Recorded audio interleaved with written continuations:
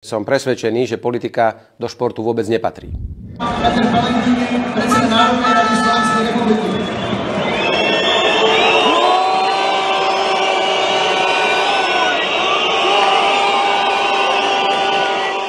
Toto pokrytectvo, zaobalené do nezmyselných tvrdení, že naši hokejisti podporujú Putina či vojnu na Ukrajine, je doslova hanebné a neslušné.